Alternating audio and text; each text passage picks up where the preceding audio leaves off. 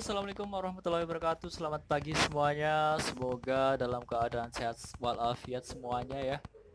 Gini, sekarang pagi ini saya akan ngasih info ataupun share pengalaman saya ataupun ini info umum sih buat para fresh grade ya ataupun yang bagi para siswa yang baru lulus SMK ataupun SMK. Apa sih tahapan-tahapan untuk masuk perusahaan ataupun masuk PT ya.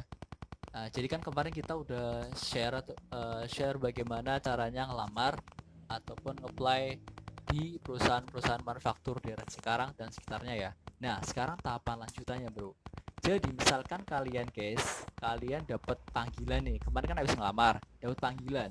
Dapat panggilan ya, apa sih prosesnya ataupun tahapan-tahapannya ini sekarang saya akan jelasin. Jadi gini, yang pertama ada tahapan psikotes, kemudian yang kedua interview. Nah, yang terakhir ada medical check up ataupun MCU ya. Saya akan jelasin secara singkat satu persatu tahapan ya. Jadi gini, psikotes itu tes psikologi guys. Kalian itu bisa belajar sebelum masih di saat kalian masih nganggur nih, kalian bisa belajar. Jadi kan kalian ada punya HP Android ya, kalian bisa googling aja soal psikotes itu kayak apa. Jadi itu bisa dipelajari guys, dan itu kalau menurut saya sih ya standar lah, masih bisa dipelajarin. Nah, kalaupun nggak belajar, entah di sana juga dijelasin guys kalau psikotes itu nanti instrukturnya atau HRD-nya yang ngetes, yang mau ngasih kalian tes psikotes itu ngejelasin pertama guys. Jadi nggak bakalan langsung dimulai tes itu. Jadi dijelasin bagaimana cara ngerjainnya, cara ngerjain soal ini gimana caranya gitu guys. Jadi kan di psikotes itu ada berbagai macam soal, nggak cuma satu jenis soal ya. Tapi yang umum biasanya Kraepelin itu hampir semua perusahaan pasti pakai. Kraepelin itu kayak jumlah-jumlah aja gitu guys, gampang kok. Kalau kalian nyimak bagaimana caranya ataupun kalau kalian nyimak HRD-nya pas ngejelasin caranya gimana, kalian pasti bisa, tinggal kalian fokus aja. Nah, tipsnya nih, kalau ngerjain psikotes jangan tengok-tengok kanan kiri, percuma guys. Kalian mau nyontek juga percuma, kalian habis waktunya. Kan biasanya psikotes ada waktunya tuh, jadi nanti kesempatan. Jadi fokus aja ke soal kalian ngerjain apa, fokus aja guys. Jadi kalau kalian fokus, percaya diri, insya Allah kalian bisa lulus, asalkan kalian bener-bener fokus ya, dan yakin jawaban kalian tuh nggak banyak salahnya gitu. Itu penjelasan singkat saya tentang psikotes guys. Kemudian yang kedua ada interview. Interview itu gini guys, interview kalau menurut saya unik ya. Tapi di sini saya akan jelasin. Jadi interview itu ada dua.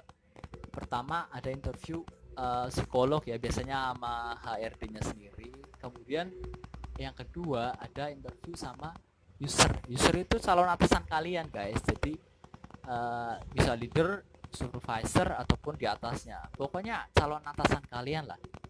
Jadi ini interview HRD dulu ya, atau interview psikolog. Ya udah, kalian di interview itu gini guys, biasanya kalau kalian baru lulus ini guys, pasti yang ditanyain suruh cerita biasanya keseharian kalian itu ngapain aja selama kalian lulus dari SMA. Kalian suruh cerita, terus baru dia tuh ngulik kalian. Dari cerita kalian dia ngulik pertanyaan tentang kalian. Jadi misalnya kalian cerita dari bangun sampai tidur ngapain aja, habis itu baru dia ngasih pertanyaan dari cerita kalian itu guys. Jadi kalian harus benar-benar siap. Karena interview itu gini guys, kalian bohong ataupun jujur biasanya nggak ngaruh. Jadi saya pernah coba bohong, jujur, sama aja guys. Kalau misalkan HRD-nya nganggap kita itu oke jawabannya, ya udah kalian lulus. Itu kalau menurut saya ya. Soalnya kayak saya juga pernah bohong tapi lulus juga, sedangkan pas saya jujur saya malah gagal. Jadi pinter-pinter kalian aja ngomong gitu kan, tapi saya nggak saranin kalian buat bohong ya. saya saran kalian jujur aja, nggak apa-apa kok. Jadi gitu guys. Terus kalau user biasanya nggak serumit itu deh, nggak serumit ARD atau psikolog ya. Jadi dia tuh mandang kesiapan kalian aja buat kerja gitu kan. User itu gitu. Kalau interview nih buat para pemula mungkin agak bingung sedikit ya, mungkin agak susah sedikit, tapi kalau buat yang udah pengalaman kerja guys, enak guys. Jadi kalau kalian itu udah punya paklaring ataupun pengalaman kerja, kalian di interview nggak ditanyain apa-apa selain kerjaanmu itu. Jadi kalau kalian kerjanya dulu apa, operator mesin apa ya, misalkan machining, ya udah ditanyain tentang machining, nggak ada yang lain, tanyain itu dulu, kamu kerjanya ngapain, prosesnya ngapain aja, jelasin. Nah otomatis kalau kalian emang bener-bener udah pernah kerja, kalian nggak bakalan kesulitan untuk ngejelasin semuanya, ya enggak.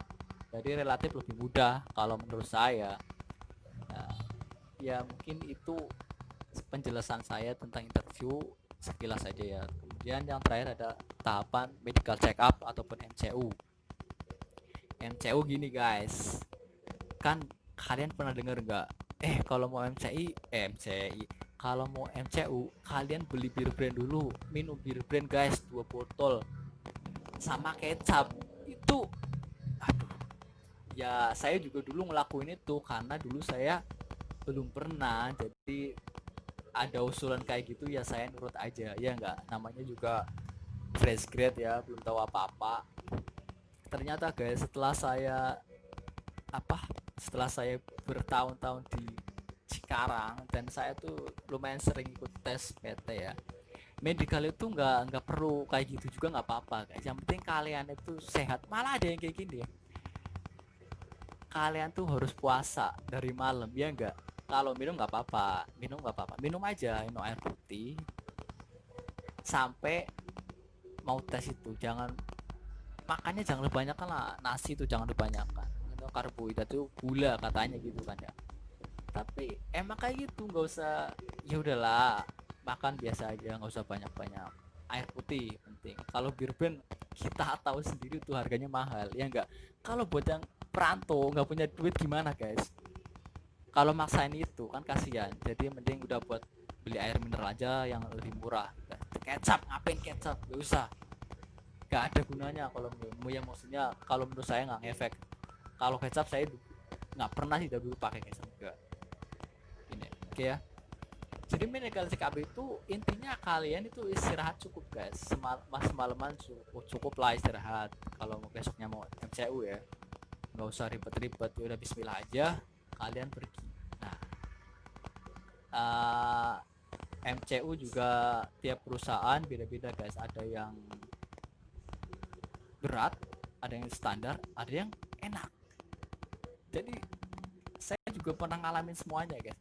Kalau yang berat-berat kayak Astra Group itu lumayan, jadi ada yang sampai ditelanjangi gitu kan, dan ada yang pakai rekam jantung itu ada. Nah, saya pernah semua gitu. Nah, ada yang enak, yang tinggal mata aja nggak ngaruh, tinggal tes mata tapi nggak nggak ngaruh kalian minus ataupun enggak apa-apa, tinggi nggak ngaruh, ada yang kayak gitu guys.